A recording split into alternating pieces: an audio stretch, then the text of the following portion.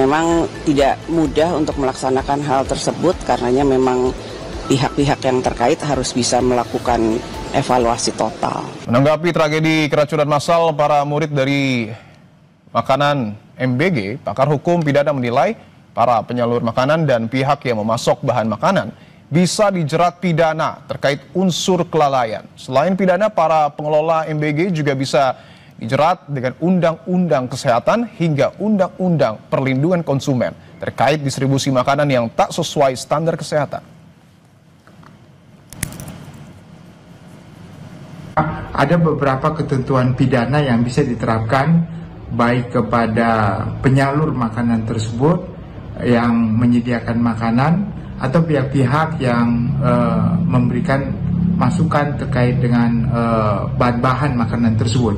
Pasal-pasal pemidanaan itu terkait dengan pasal 359 contohnya, yaitu kelalaian yang mengakibatkan matinya orang lain, dan juga bisa dengan pasal 360 kelalaian mengakibatkan luka berat. Ada juga Undang-Undang Kesehatan nomor 30 tahun 2009 pasal 190 yang mengatakan bahwa orang yang mengedarkan makanan yang tidak mempunyai standar pengedaran makanan yang benar juga dapat dipidana maksimum 10 tahun.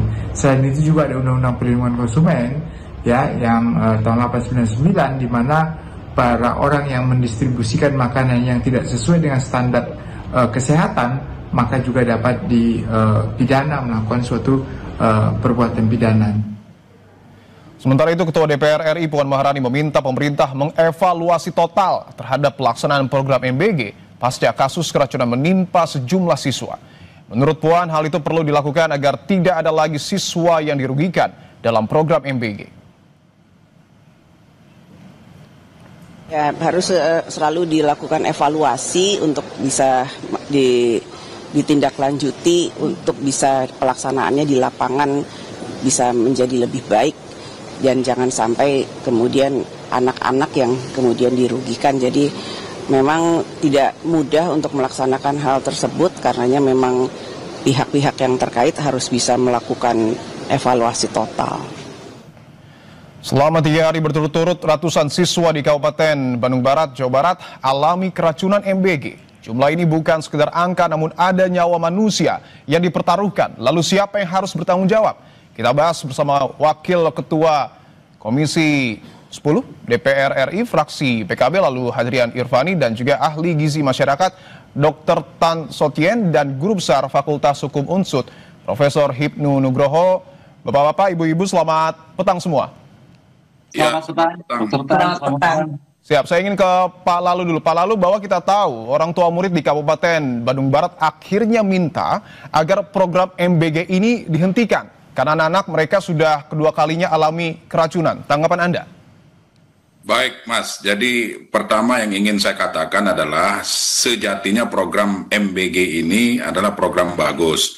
Niatan Presiden Prabowo adalah agar asupan gizi bagi anak-anak usia sekolah betul-betul terjamin sehingga mereka konsentrasi untuk belajar dan siap untuk menuntut ilmu demi masa depan mereka. Kemudian yang kedua, tentu dengan kejadian hari-hari ini yang terus terjadi, maka kami di Komisi 10 meminta kepada Kementerian Pendidikan Dasar dan Menengah, dalam hal ini Pak Mendikdasman, untuk berkomunikasi dengan Kepala BGN.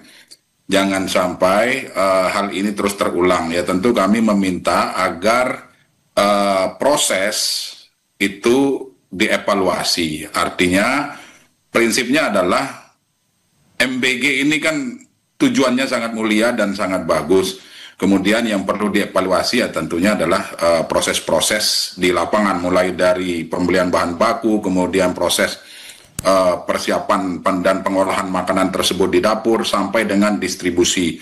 Banyak temuan-temuan yang kami dapati di lapangan bahwa ternyata memang betul yang terjadi kadang makanan basi, karena mungkin dimasaknya mulai jam 1 maupun jam 2 dini hari. Nah, terkait dengan tuntutan dari para orang tua ya tentu harus diberikan penjelasan baik oleh pihak Badan Gizi Nasional maupun Kementerian Pendidikan Dasar dan Menengah melalui dinas pendidikan masing-masing. Ini harus diberikan informasi bahwa program ini memang sebetulnya niatannya itu sangat bagus dan memang ini program bagus. Gitu. Baik, kita sepakat tentu MBG adalah program yang sangat baik untuk meningkatkan nutrisi dan juga gizi anak-anak. Tapi kan orang tua ini meminta Pak untuk di stop terlebih dahulu dan dilakukan evaluasi.